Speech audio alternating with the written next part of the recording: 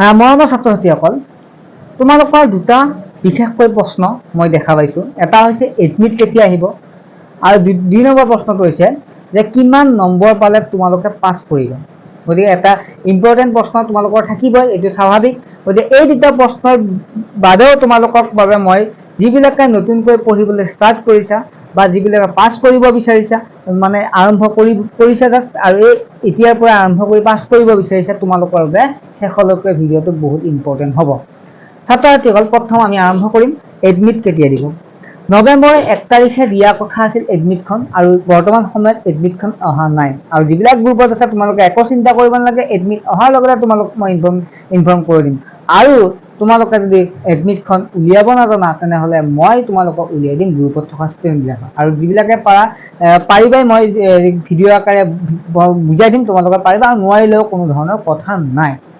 ২ number প্ৰশ্নটো হৈছে যে তোমালোকে এই যিটো পৰীক্ষাত কিমান নম্বৰ পালে পাছ কৰিবা।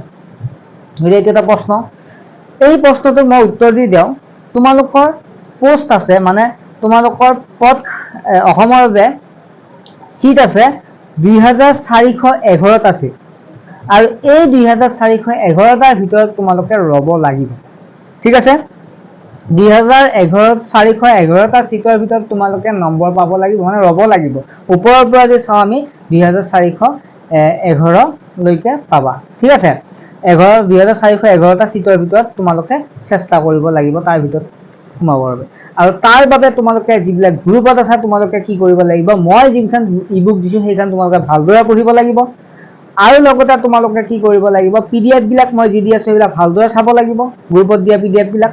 আৰু লগতে কি কৰিব লাগিব, তোমালোকে যিবিলাক ক্লাছ কৰিছোঁ সেই ক্লাছবিলাক গুৰুত্ব সহকাৰে চাব লাগিব।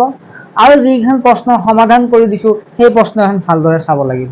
গতিকে এইখিনি যদি তোমালোকে কৰা, তোমালোকে পাছ নকৰা কোনো কাৰণ নাই, খালি তোমালোকে কষ্ট কৰিব লাগিব। ঠিক আছে, স্কুলৰ পঢ়াৰ লগতে তোমালোকে NMS পৰীক্ষাৰ কাৰণে তোমালোকে টাইম দিব লাগিব।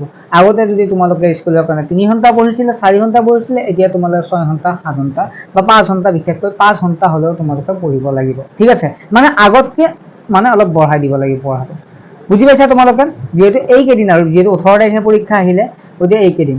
কাৰণ তোমালোকে যদি 5জন ষ্টুডেণ্টে পৰীক্ষাটো দিছা, 5জন ষ্টুডেণ্টে যদি 4জনে পাছ কৰিছে, তুমি যদি পাছ কৰা নাই, তেনেহ'লে তোমাৰ বহুত বেয়া লাগিব। গতিকে সেই দিনটো যাতে নহাৰ আগতে তোমালোকে এইকেইদিন যদি ভালদৰে পঢ়া, তোমালোকে সেই 5জন ষ্টুডেণ্টৰ লগতো পাব পাৰিবা। ঠিক আছে, গতিকে তেনেকুৱাকৈ তোমালোকে পঢ়া শুনা কৰিবা।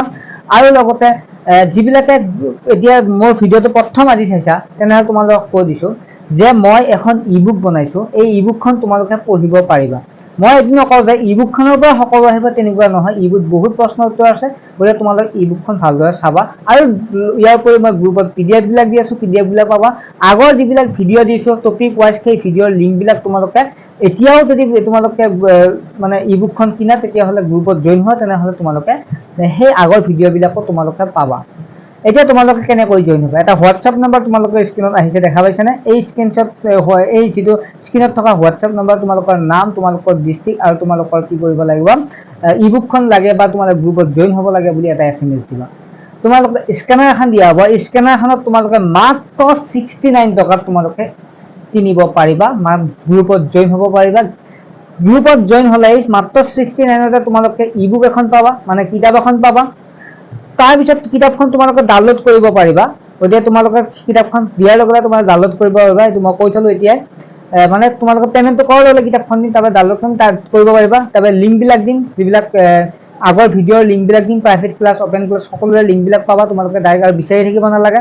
তাৰপিছত তোমালোকে কি কৰিব পাৰিবা, গ্ৰুপত জইন হ'ব লাগে। জইন হৈ তোমালোকে প্ৰতি ৰবিবাৰে একোটাকৈ পৰীক্ষা দিব পাৰিবা, মানে মক টেষ্ট দিব পাৰিবা। এই মক টেষ্টত তুমি কিমান আগবাঢ়িছা সেইটো তোমালোকে চাব পাৰিবা। গতিকে এইখিনি আছিল তোমালোকৰ বাবে, যিবিলাকে নতুনকৈ পঢ়িব আৰম্ভ কৰিছা, বা তোমালোকে নোটছ বনাব বা কি পঢ়িব লাগে নাজানা, তোমালোকে এনেকুৱাকৈ আগবাঢ়িব পাৰিবা। মই MAT পেপাৰৰ প্ৰায় টপিকবিলাক দিছোঁ, তোমালোকে যিবিলাকে নতুনকৈ জইন হ'বা, তোমালোকৰ সকলো ভিডিঅ'ৰ লিংক দিয়া হ'ব, আৰু হোৱাটছআপত তোমালোকে তেনেদৰে হোৱাটছআপ গ্ৰুপৰ জৰিয়তে সুবিধা পাবা। গতিকে তোমালোকে আশা কৰোঁ তোমালোকে ভিডিঅ'টো বুজি পালা।